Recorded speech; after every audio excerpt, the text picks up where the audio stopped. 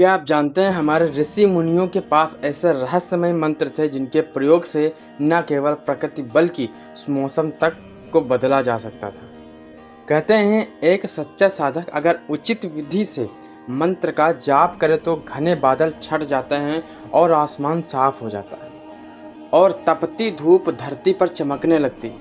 आज मैं आपको ऐसा ही एक प्राचीन मौसम नियंत्रण मंत्र प्रयोग बताने जा रहा हूँ जो पीढ़ियों से तांत्रिक परंपराओं में चला आ रहा है और आज भी उतना ही असरदार है। भारत की प्राचीन तंत्र साधना में मौसम को नियंत्रित करने के कई प्रयोग मिलते हैं। जब विवाह, यज्ञ, यात्रा या धार्मिक अनुष्ठान के समय अचानक मौसम बिगड़ जाए, तेज बारिश, काले बादल या आंधी तूफान आ जाए, तब साधक इस मंत्र का प्रयोग करके मौसम साफ कर देते थे। इसे मौसम शांति मंत्र या वृष्टि निवारण मंत्र भी कहा जाता है। मंत्र आपको डिस्क्रिप्शन में देखने को मिल जाएगा। मंत्र अच्छी तरीके से जाप करें जिससे आपको बोलने में कोई प्रॉब्लम ना है, आपका काम बन जाए। साधना का समय या प्रयोग प्रातः सूर्योदय से या दोपहर के समय सबसे प्रभावी माना जाता है। अगर अचानक बारिश रुकवानी हो तो जिस समय बारिश हो रही हो उसी समय यह प्रयोग किया जा सकता है। खुला आंगन हो, छत हो या खुले मैदान जहां से आसमान आपको दिखे। दिशा आपकी पूर्व होनी चाहिए, पूर्व मुख करके बैठें। आसन पीला रंग का होना चाहिए। वस्त्र साफ और हल्के पीले या केसरिया वस्त्र पहनें। संकल्प, मन में स्पष्ट संकल्प करें कि इस मंत्र से बारिश रुके और आसमान साफ हो जाए। ऐसे अपनी कुल देवी, कुल देवता और जिसको आप मानते हो उनसे प्रार्थना करें। एक दीपक देसी घी का जरूर लगाएं। पहले चरण में क्या करना है, आपको पहले शुद्धिकरण करना है। आसन बिछाकर 3 बार गहरी सांस लें और अपने चारों ओर मानसिक रूप से एक सुरक्षात्मक ऊर्जा घेरा बनाएं। अपने माथे पर हल्दी या चंदन की तिलक जरूर लगाएं। दूसरे चरण में क्या करना है कि दाहिने हाथ में जल लेकर सूर्य की दिशा में खड़े होकर कहें, ओम आदित्याय नमः। हे प्रभु, अपने तेज से मेघों को दूर कर दीजिए।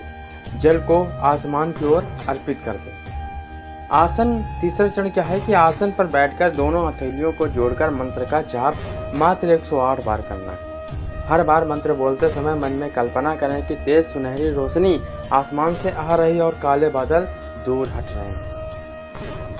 चौथे चरण में आपको मंत्र जप पूरा होने के बाद अपनी दोनों हथेलियों को आसमान की ओर उठाएं और सूर्योदय से आशीर्वाद मांगें। यह प्रक्रिया लगभग 15 से 20 मिनट में पूरी हो जाती है। मंत्र जाप करते समय मन पूरी तरह एकाग्र होना चाहिए। साधना के दौरान किसी से बातचीत न करें। यह प्रयोग केवल आवश्यकता के समय ही करें क्योंकि प्राकृतिक चक्र को अनावश्यक रूप से बाधित करना उचित नहीं है। तो प्राचीन ग्रंथों और साधकों का अनुभव बताते हैं कि सही विधि से मंत्र का उच्चारण करने पर बादल अचानक हल्के होने लगते हैं। तेज हवा के साथ बारिश थम जाती है। थोड़ी ही देर में सूरज की किरणें धरती पर फैलने लगती हैं और कई ग्रामीण इलाकों में आज भी यह मंत्र वर्षा रोकने के लिए प्रयोग किया जाता है। तो दोस्तों, मंत्र से प्रकार है, आप अच्छी तरीके से मंत्र को नोट कर लें। मंत्र है ओम आदित्याय नमः सूर्य प्रभावोय वृष्टि निवाराय स्वाहा। दोबारा मैं बता देता हूँ, ओम आदित्याय नमः सूर्य प्रभाय वृष्टि निवाराय स्वाहा। यह मंत्र है। ये मंत्र को आप अच्छी तरीके से जाप करना है मात्र 108 बार। कहा जाता है कि वाराणसी के एक साधु महाराज का हर साल गंगा किनारे विशाल भंडारा होता था। एक वर्ष भंडारे के दिन सुबह से ही तेज बारिश होने लगी। भक्तों में चिंता फैल गई।